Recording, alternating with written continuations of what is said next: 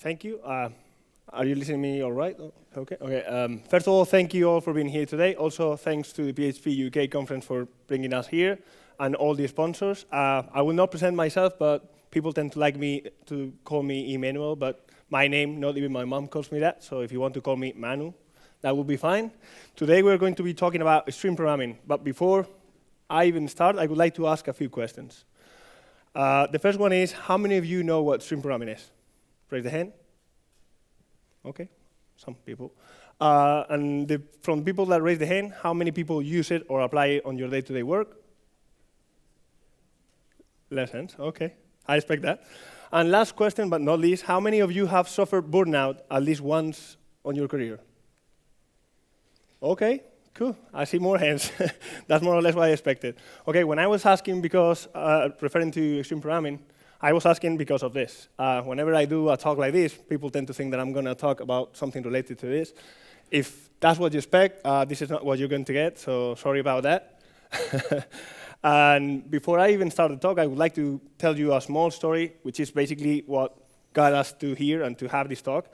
A few years back, I used to work in a product company, having a SaaS product, and I kind of love it. I joined the company because they shared the same values as I had, like communication, feedback.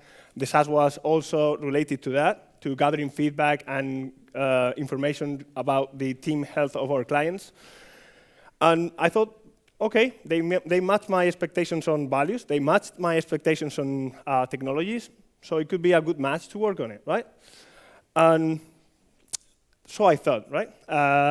But they had things that I didn't like.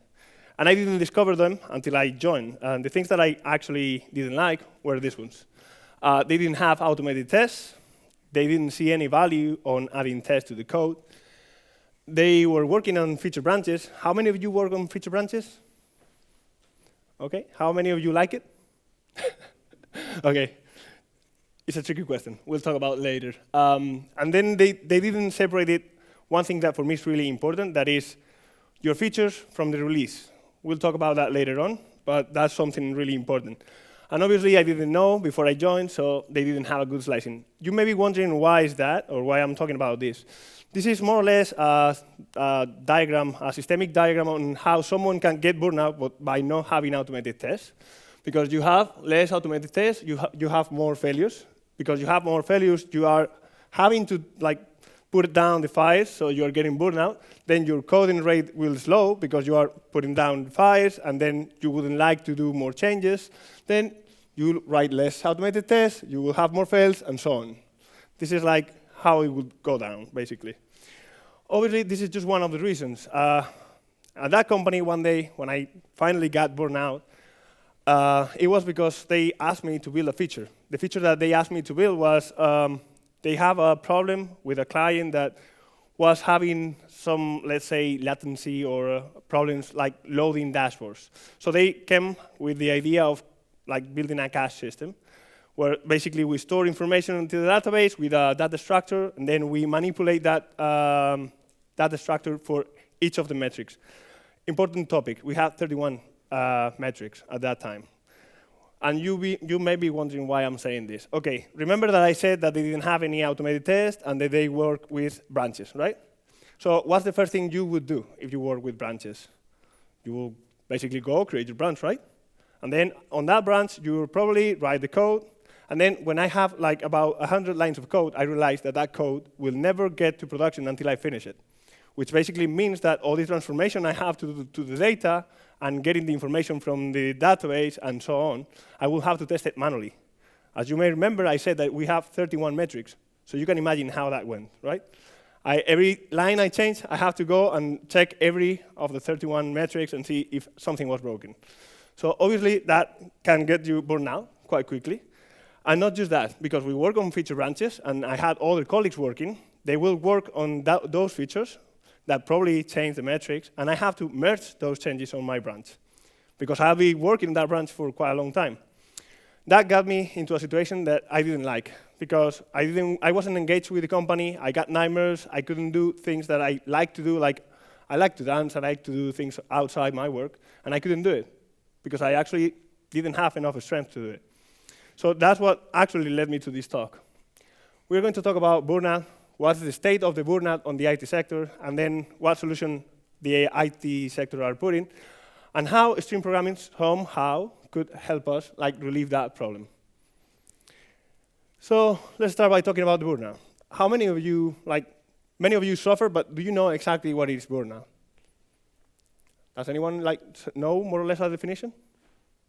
No? Okay. I'm not a sociologist, so the first thing I did was I went to Google. I found a source, like the Health Global Organization, and then they define it like this. They define it like a syndrome, which basically is also a disease, a professional disease, that says it's the resulting of a chronic workplace stress. And I would like to stress out the last part that says not successfully managed. And we will come back to that later. As I was mentioning, some of the symptoms you will find is exhaustion, distance from the workplace, not wanting to do things with your colleagues, and obviously at some point your productivity will drop off. And coming back to the other part, remember that your well-being is your own well-being. No one else is going to take care of it, so the company is not going to put any effort on it because actually it's not their work, it's your own. And I remember that Neil was mentioning resilience. We work a lot on resilience on the code we build, but not too much on the resilience we have to have on the day-to-day work. This is the real state of the burnout in our sector. This is from 2021. Basically, this data says that 2 out of 5 people from this survey, more than 30,000, were on burnout, that 42% were going to be on burnout on the next 6 months, that these affect more females than males, and that somehow people tend to feel physically drowning.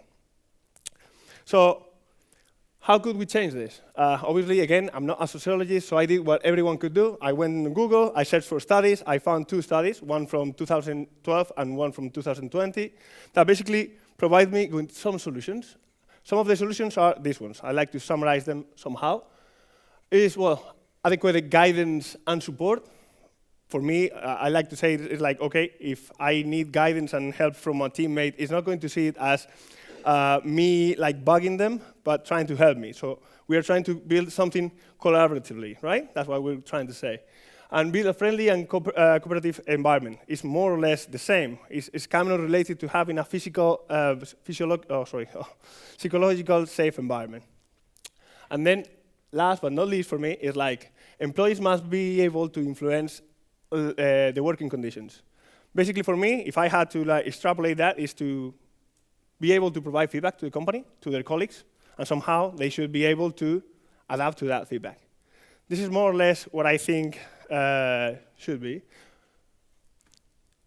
And these are the other things that you can extract from those studies. The organization should have a grievance mechanism, which basically says that you should be able to give feedback to the company, and they should be able to act on it. After that, the employee ratio. Well, the employee ratio is an interesting topic. How many of you know Congress law? Okay, not too many. Okay, then forget about the Congress law. I will not do the introduction.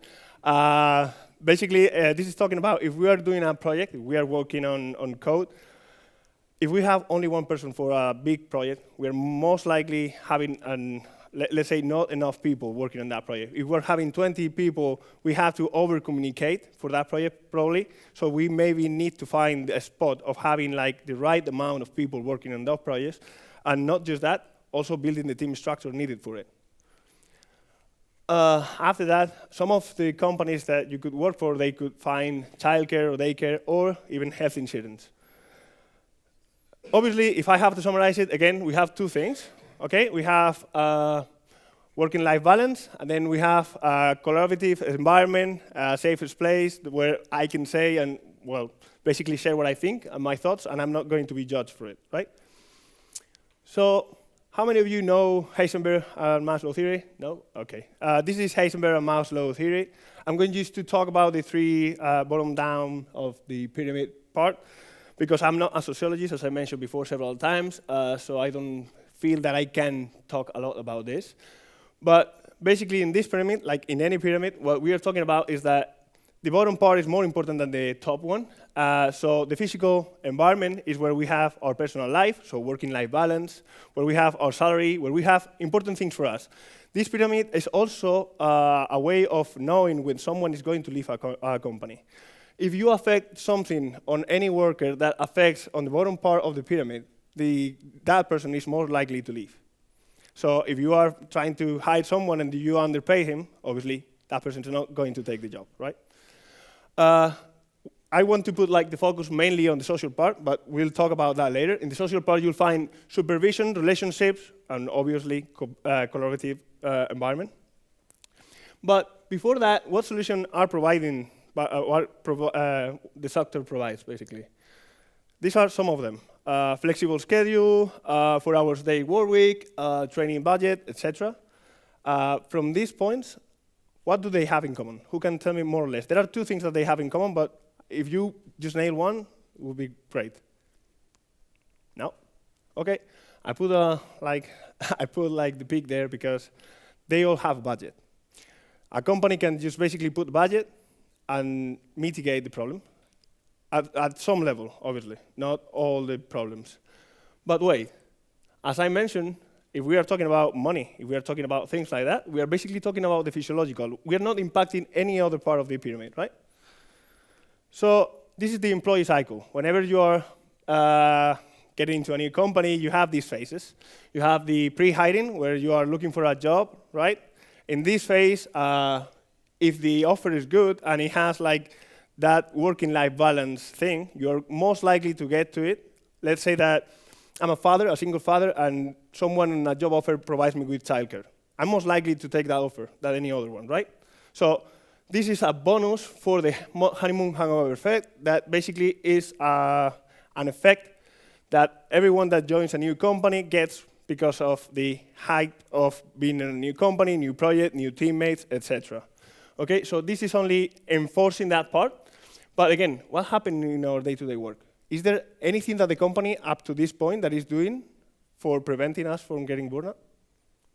Correct. Okay, so we are leaving this alone. No one is actually touching on this. And basically, we're forgetting about this part, which basically leads me to the next slide. People don't tend to leave bad jobs. They tend to leave bad managers, bad leaders, etc. And here's where extreme programming comes. As I mentioned before, not too many people know extreme programming. How many people know Agile? Okay, how many people know where Agile comes from? Okay, Agile comes mostly from extreme programming principles and practices, and well, values as well. And if you go to the Agile manifesto and you go and search for the principles, you'll find the principles there, and they are the extreme programming principles, more or less. As I was mentioning, extreme programming is a methodology, but it's not only a methodology. It has these parts. It has 5 values. It has principles. It has practices. And I'm going to talk about all of them. I like to add 1 value extra that I will mention later on. But you may be wondering why I'm putting all these things together. Why do we need to care about principles, values, and so on? For me, it's really important. It's key. Because if someone has value, it will show it off on every interaction that person has. For instance, if my value or one of the values that I have is feedback, I'm most likely to ask you for feedback at the end of the talk. Or I may approach someone and ask for feedback because that's one of my values.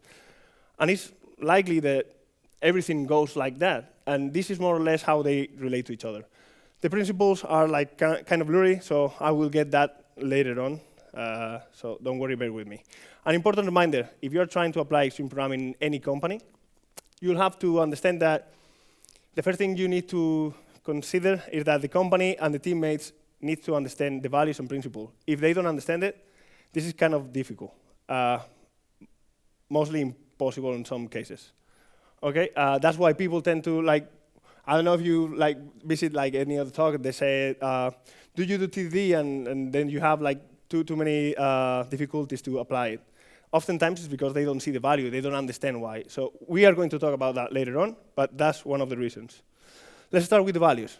Extreme programming values are this one: feedback, communication, courage, respect, and simplicity.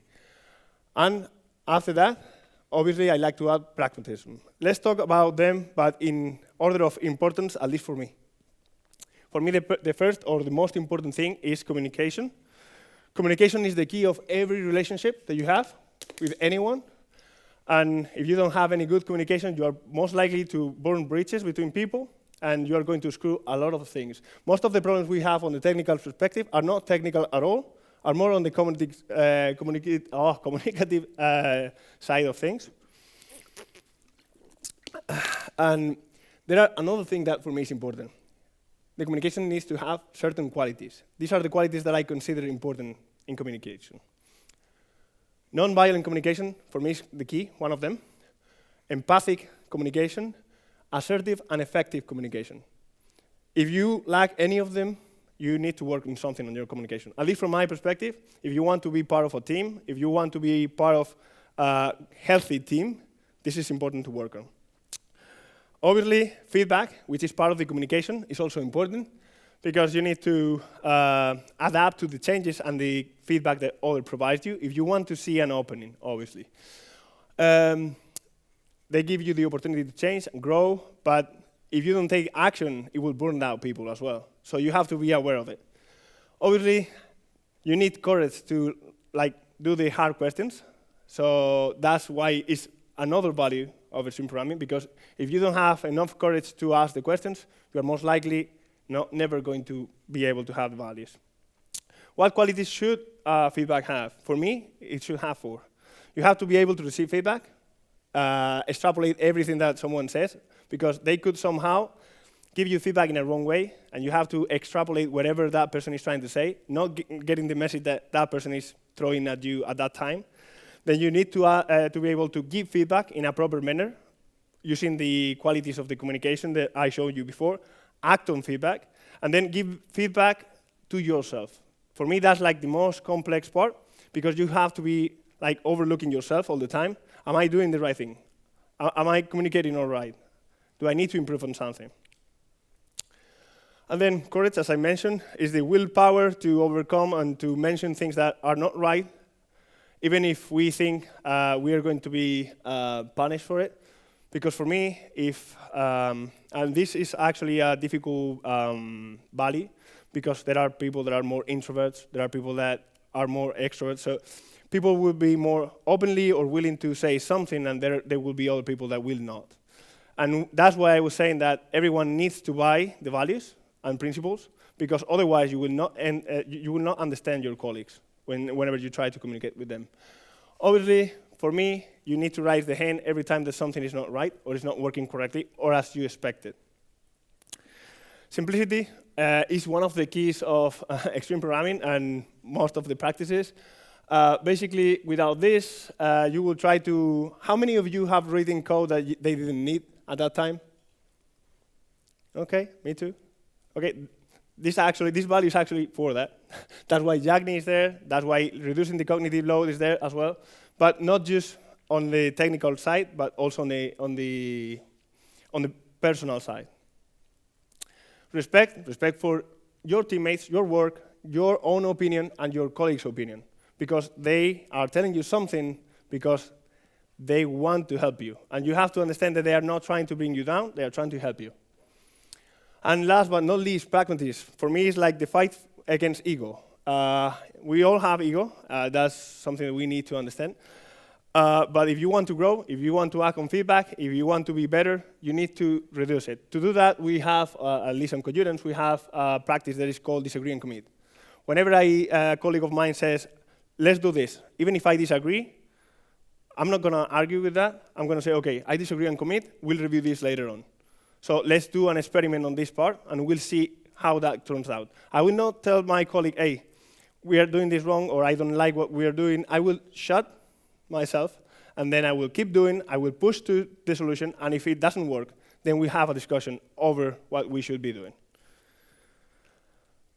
And now, the principles. Extreme programming has these 14 principles. They relate to each other, and I mentioned before how many of you knew Agile. So humanity, why? Because we work with people, right? Like in the Agile manifesto. Economy, why? Because if we don't get any money, if the company doesn't get any money, we are not going to get paid, right? So we're going to be laid off. We need to failure because we need to learn from it. So we need to find opportunities to improve. As you can see, all of them are related to each other. That's how the principles and the values relate. They are not meant to be only words. They are meant to be a focus on what we wanted to do. And now, the part that I guess some of you may be wondering, the practices. How everything that I mentioned before relates to how I live my day-to-day work. Before anything, I like to do a disclaimer. This is not a silver bullet. And not all the practices that I will mention need to be done on a company. They may not be feasible, and you have to take care on how you play them around. These are the practices. I put TDD, but it's test first, just so you know. Pair programming, it should be test first, but it's TDD. Continuous integration, small and short releases, simple design, collective code ownership, code standards, refactoring, metaphors, because we should be expressing metaphors when we communicate. An important part, 40 hours work week. As you can see, it's a practice. So this is something really important. We shouldn't do overtime. And this is also to prevent overtime. The planning game and outside-in customer. I'm going to just mention a few of them, just because of sake of time, but because I will get into too much detail. As you may see, you have the practice and how the values are related to this. I will mention how they are related. Pair programming is related to the value of communication, courage, respect, and feedback. And you may be wondering why. Because you need a good communication to have a pairing partner and say what you need to say. You need courage to say something that your colleague may don't like. You need respect because that person may tell you something that you don't like, but you need to agree on a solution. And you need to accept the feedback that that person gives you and also provide feedback to improve the pairing. So this is how the values are related to the practice. Related to the practice, pair programming is if you're doing mob or ensemble programming, more people working together on the same problem. The only rule on pair programming, for me at least, or the law, is that in order for an idea to go to the computer, it has to go through the people on the room. That's the only rule I have. If you want to write something on the computer, first you have to mention it, comment it, and then we agree on what we are going to do. Okay, some benefits of pair programming. Short times of feedback. Why? Because you will get feedback in seconds. Someone will tell you you're doing something dumb, or you are lacking a semicolon, or you need to add something else. It will reduce the silos. Why it will reduce the silos? Because we work together.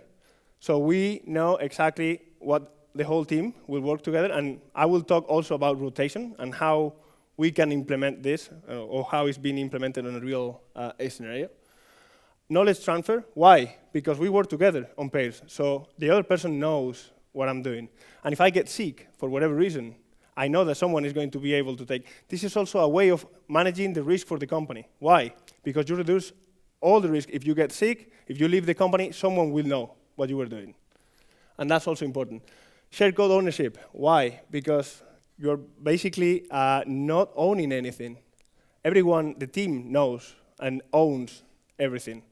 And then you change your mind from an individual contributor working alone on a silo or in a branch by working with someone else and with your team, and also trying to achieve the same things. Oh, sorry, I moved backward. And this is what we call a technical anchor matrix. And this is more or less how you pair with someone in a real life situation. Whenever you're working with someone, you put this matrix. So let's say I don't know, Neil and me are working together in a pair. We put I'll be Lisa, and he will be Aisha, okay? And we will be pairing together. This matrix is actually helpful. I will talk about the anchor part as well, but it will also show you feedback about people not wanting to pair with each other. As you may see in this matrix, there is an Easter egg. You have Cameron, Aisha, and pairing together 6 times. Then you have Lisa, Cameron, Aisha, pairing almost everyone, but Lisa and Lynn are only pairing 3 times. That's also feedback. What's happening there? Something is off. If everyone is pairing and they are not off, and they are not pairing solo, and they are not moving, what's going on? So I instantly know that something is happening on the team. And how many of you have worked before with concurrency? No? Threads? Raise the hand. OK.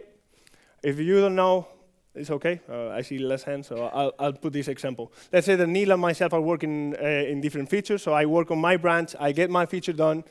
I have to request feedback to Neil. So Neil, I send you my pull request. Please do the review. He's working on his thing. At some point, I don't know when, maybe on the same day, maybe not, he will review that code.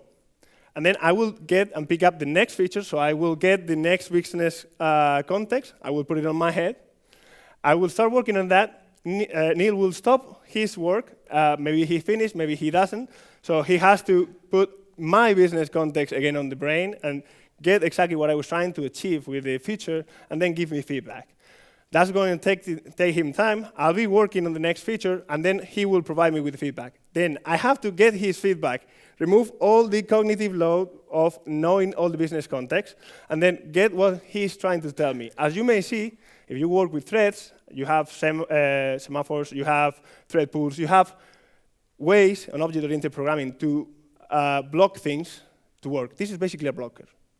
We are only putting blocks so that we can work together, collaboratively, and obviously that increases the stress and the cognitive load of working together.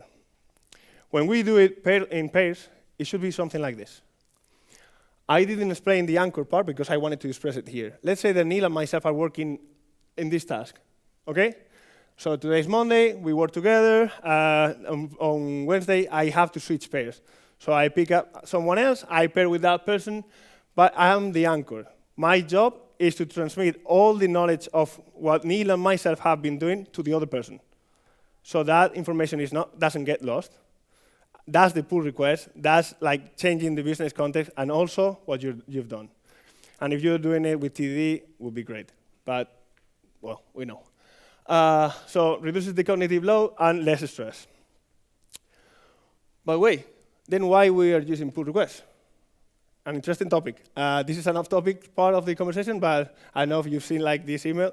How many of you work on open source? OK. Pull requests were actually created by Linus Torvalds to work on the Linux kernel. And the idea was he was the only one managing things, so he has to put a blocker. It's the only way he could review all the changes that someone else was doing it. That's the reason. That's why we use pull requests. That also got to us for many other reasons, but obviously that's not what we want. As I mentioned before, we would like to work together in a collaborative way. At least is what the study said. So why are we doing this? I still don't know, but if someone knows the answer, I would like to know. Places where it makes sense, obviously, open source project. That's why I ask. I do open source, and I use pull requests when someone else is providing me with feedback. And if your company works in different time zones, makes sense. I mean, you cannot pair with someone that is 12 hours ahead of you or not in the same time zone. And then you can do use it, ship it, show it, ask. Which basically is a way of doing a pull request, merge it, and then share that. If the idea is to share the knowledge with someone else, you share that pull request with the team and say, I've done that, this is how I've done it, and this is what I try to achieve. That's a way of sharing knowledge. But it's not the way of working, and there are more to it if you want to read the Martin Fowler link there. Well, some of the trade-offs of the pair programming. Obviously, because of the focus, you could get like really, you could get fatigue of working because you will be really focused, and you will have more cognitive load, but working, not thinking on different stuff. And that's also one of the problems that it has, and it requires communication skills. That's one of the reasons why pair programming tends to fail, is because it requires communication skills. Let's move on to TDD, the famous TDD. It requires communication. Why? Because you need to communicate what you want to do. Simplicity, because there is a concept called fake it until you make it that is used quite heavily in TDD. The idea is I'm going to do the smallest implementation to try to get what I want, even if it's not the full feature. I'm going to try to go step by step in an incremental way. I'm not going to try to solve everything at once. And then feedback, because obviously TDD provides you with feedback, short feedback loops. This is like the cycle of TDD. How many of you have seen it? Okay, I will do an introduction for those who haven't seen it. You start with a failing test. You write the test that fails. You can commit it. This is something that I suggest people that are learning TDD, because if someone reads your code, it will be able to understand your thought process. This is not ideal for production ready. This is for learning purposes. And then you write the shortest implementation. Then you run the test pass, you commit. It's like in a game. I save the status, the current status that I have. Then you look at the test, look at the production code, and if you have something to refactor, you refactor there. I've listened to some questions in other talks about refactoring and when to refactor and so on. If you do TDD, this is the phase where you do it. So you have the time to do it. How many of you have heard the Boy Scout rule? Okay, you do the Boy Scout rule here. And you do it only on the things you have implemented, which gives you shorter periods of time and a smaller code to change. That's why you do TDD, one of the reasons behind it. Obviously, if you're doing outside in TDD or ATTDD or BDD, you will be creating a bigger loop, and then you will create small iterative loops that will drive you through the design. Okay, benefits of TDD, simplify cognitive load. So if I'm sick and I need to leave, I will believe, because I'm doing pairing, my colleague knows what I'm doing, gets the code, and see a test that is failing for some reason. He knows what is missing. He can read the task, he can read the code, he can see how many tests I have done, he can see the version control and know where I'm at and what I'm missing. So he can follow along. He doesn't need any explanation by myself. That's one of the things. It gives you security. Why? Because you can make changes and you know that something is going to fail if you do something wrong. Then you can use as a designing tool, like Neil was mentioning before, or allow you to make changes in a safety net. There are too many things, but honestly, this is what tends to happen, mostly. When you do a project without TDD, you end up like this, yeah, quite fast, yeah, I do things like, yeah. And then it tends to end up like this in a couple of months. Why? Because Neil mentioned it before, the sustainable pace will not get along. At some point, you will not be able to write code at the same speed that you were doing before, and you will get caught up by the technical debt you generated. So this is like a big ball of mud that you're generating by yourself. And this is exactly what you would be doing if you do pair programming TDD. This is a professional climbers, right? They have a carabinier, they have helmets, they have safety harness. This is what you want to do. We are professional software developers, right? So this is what we want to do. We want to be professional at the things we do, and we want to be able to have the skills required to do so. What are the trade-offs of TDD? It has a long learning curve.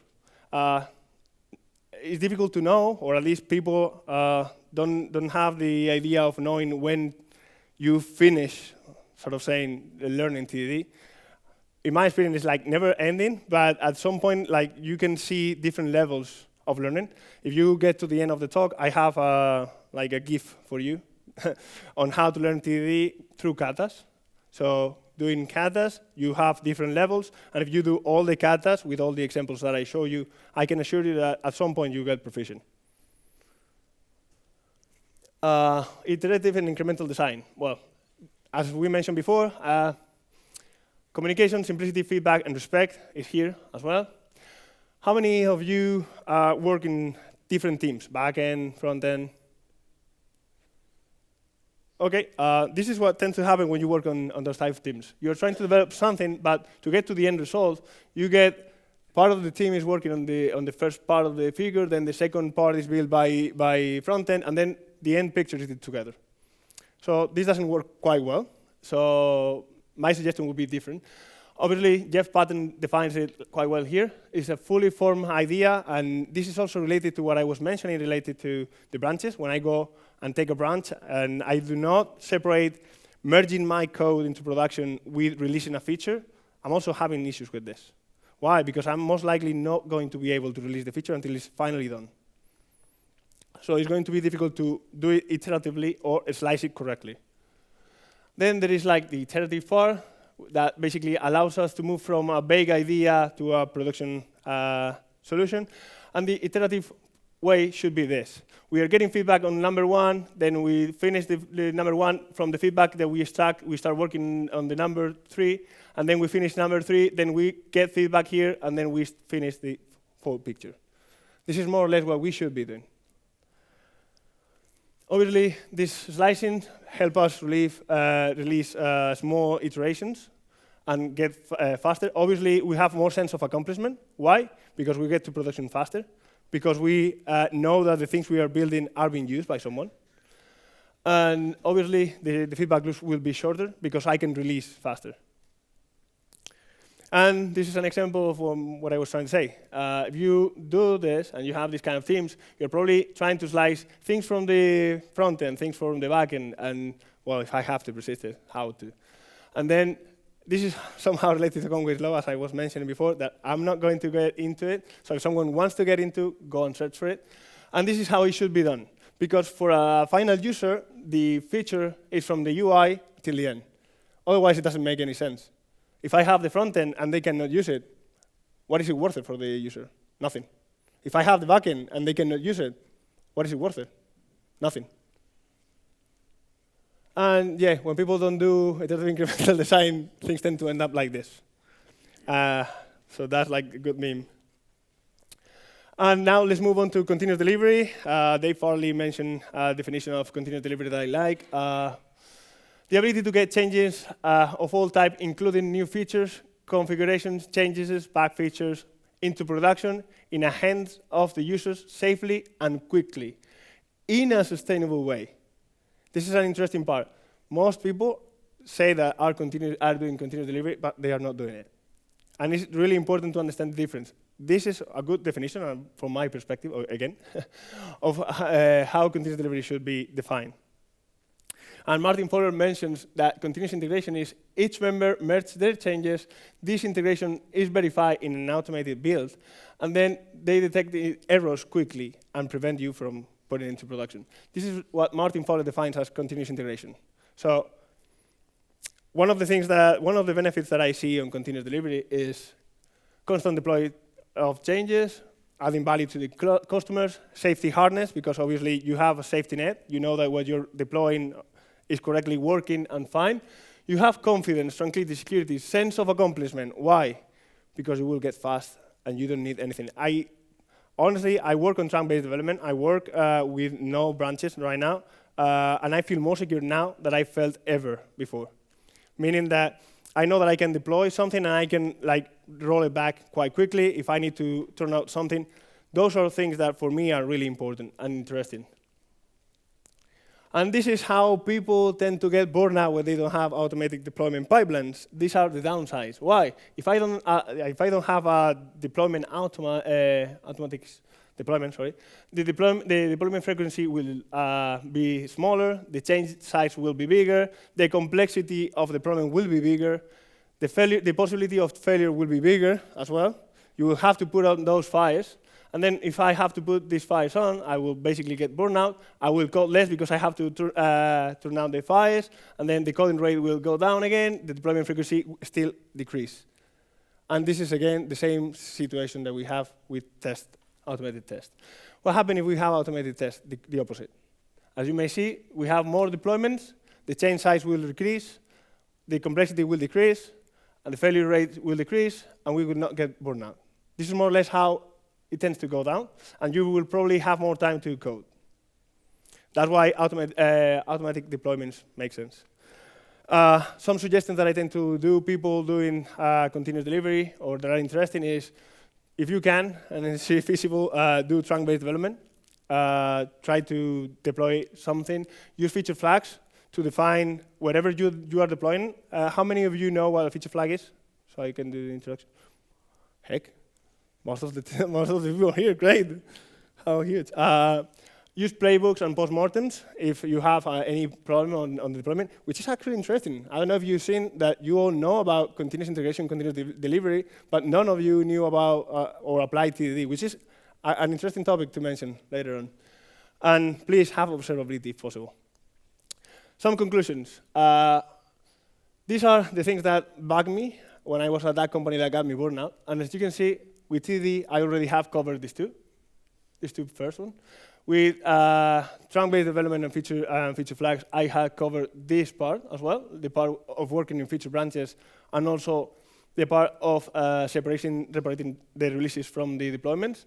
And also, because I need to deploy constantly, I need to be thinking on how I'm going to do so. I'm going to roll out things. So I already do a good slicing. All of these problems have been solved from my perspective, from string programming practices and principles. So for me, it could help you out. The idea is how to do it. That's what most people would like to know, right? So if you want to talk about that later on, we can talk. It's not easy. But I would like to close with an interesting topic from Ken Beck, the author of Extreme Programming and also TDD, the book that Neil mentioned before.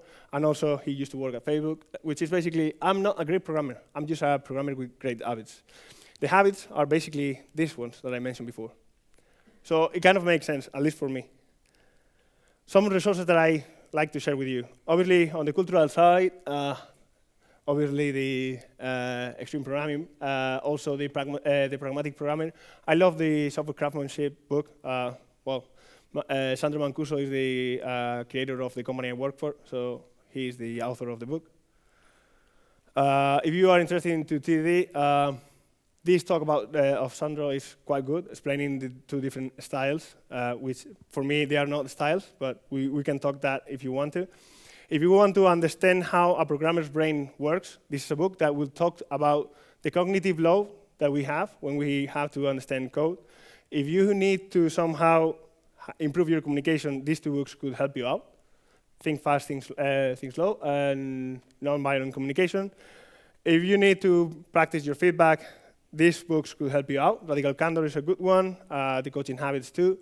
And if you are working on probably a difficult team, the 5 dysfunction of a team could help you out. And this is like the thing that I wanted to mention before, that is a gift for you if you want to. If you are interested to know how, sorry. There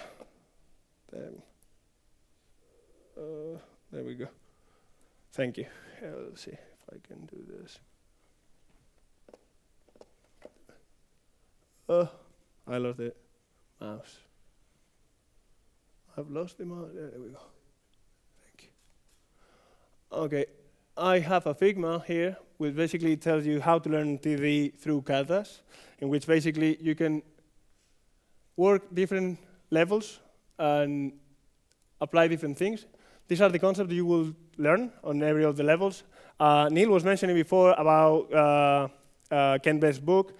One of the things that I like is the test desiderata that Ken Beck mentioned is a good definition of what a good test is. And if you want to learn many of them, you can work any of these concepts or some of the concepts on any of these katas. And you will be working on this programming knowledge. And you can add some restrictions to it to practice different type of things.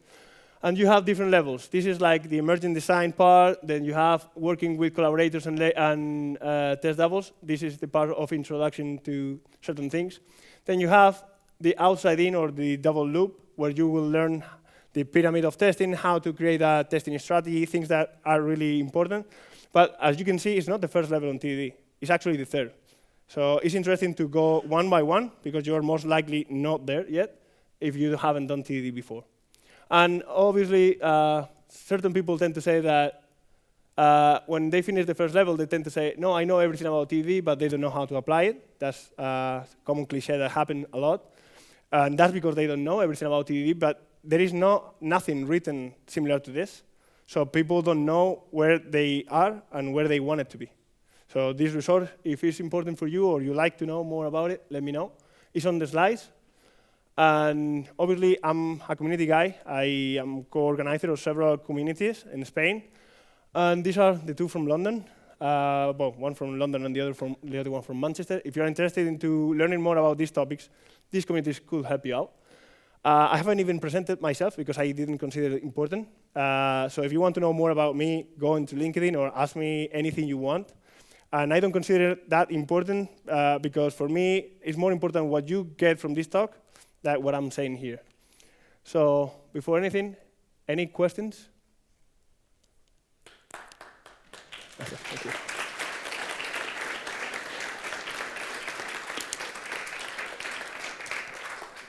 I would like to stress out that you can ask things that we haven't talked about, like how could we do this in an organization, or things that really are important for you or that are problems to you, because I could try to help you out if possible. So use that time, if you want to, of course. No questions? Should? Hey, yeah. So coming around to TDD and your fig jam there you had, and like the common sort of blockers. There's one actually I've seen which is where people go, how do I know what tests I'm going to write if I don't know the solution yet? Right? And that was a blocker. But I worked at a company where I was desperately trying to introduce TDD. I was running katas. The only people that turned up to the katas were the people that were already familiar with TDD. Other people just didn't see the value. There was no appetite from a lot of people for doing TDD, and I tried sort of leading by example and TDD in my own work and everything else. But there was just kind of absolutely nothing I could do, including trying to get other people to do TDD in their own teams as well. So if you were faced with an organization where it was so difficult to get anybody to start, what would be your strategy, I think, for breaking that down? Okay, it's a good question, a tough question, actually, because it depends on too many things, like the organization in itself. For instance, let's say that I'm in an organization that on leadership, they see value in it. So the team is the one that doesn't see the value. I could basically pinpoint someone on top and try to come up with a conversation in which we somehow influence from top to bottom. That could be somehow. People would be frustrated because of the friction. So some people that may not be happy with that culture may leave. That's something important, and we need to understand that if we are trying to move or do a cultural movement, more people or some people will not like it, and they will leave. And that's something we need to be aware of. And that's fine.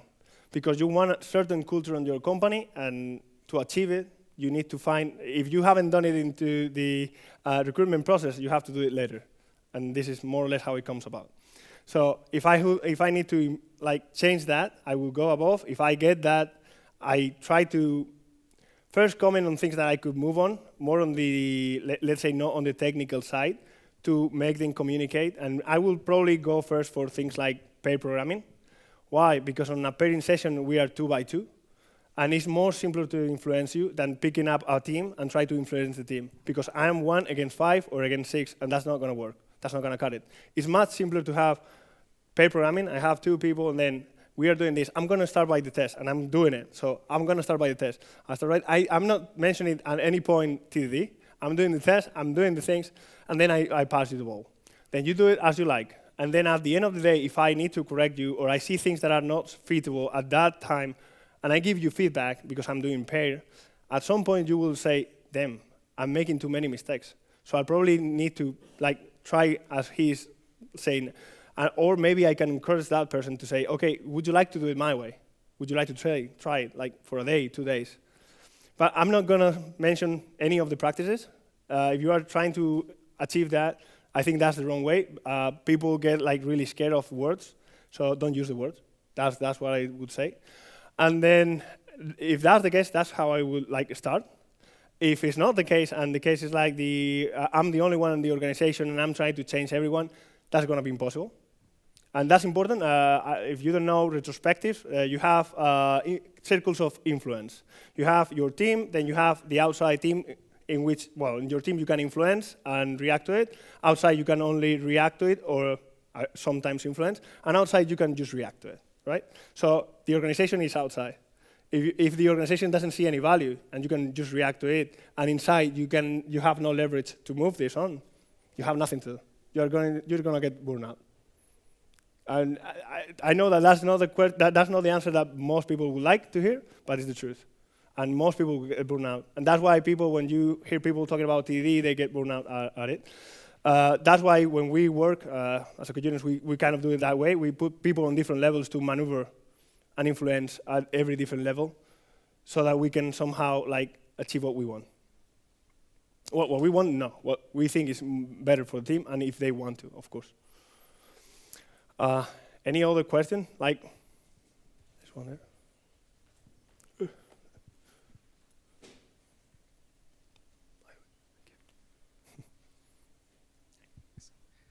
Hi.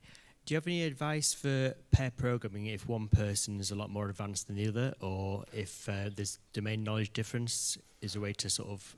Okay, well, could you elaborate a bit more on why the domain knowledge is important in the pairing session? So, for example, if somebody's worked at a company for a lot longer than the other person, and they obviously know more about the domain-specific stuff, and the other person is fairly new, or one person is a lot more technical than the other, and you're trying to get them to work together, how do you prevent just the person who's more experienced from pretty much doing all the driving and the other person just watching? Okay, that's an interesting question. I even have an example for it. I know a team leader that is actually trying to pull this off. He's kind of using the argument of, it takes me 30 minutes to basically get this done. If I allow the team to do it, it will take them 4 hours. Basically, what you're having there is, again, a cultural mismatch. Someone is trying to say, I can do it better, and instead of sharing the knowledge and making the other ones as capable as that person. So that's the first thing I would say. So if you have a good communication with the team, I would basically stress that out. I would have a coffee, a one-on-one, and I would say, hey, I know that you have more domain knowledge than me. I know that I would slow you down, but the idea here is that you are investing on me, because we are a team. And the idea here is to solve the same problems. You are not doing my job. I'm trying to actually move forward with you. And I will try to go about that. And that's why I stress out that values and communication is important. If I cannot tell you that because you are going to get close, then the problem is other. And that's why I was saying that it's important that the whole company gets about it or understands at least and see value on everything. Otherwise, it will not work. But if you're having that situation, my suggestion would be start pinpointing every time that person is trying to go solo. Because that's harming the team. So when I have that situation, like when someone is harming the safety of the team, I grab a coffee with that person and I say, okay, I totally understand what you're doing this. This could be good, or by your vision, it could make sense, but it's somehow harming the team. But you need someone strong also leading that team. Otherwise, it's kind of difficult. So I don't know if it solves more or less your question. Someone else has situations like that? Tough situations? No? Okay, I guess that's it. Thank you for coming and thank you for the time. Sorry for all the talk that I've done.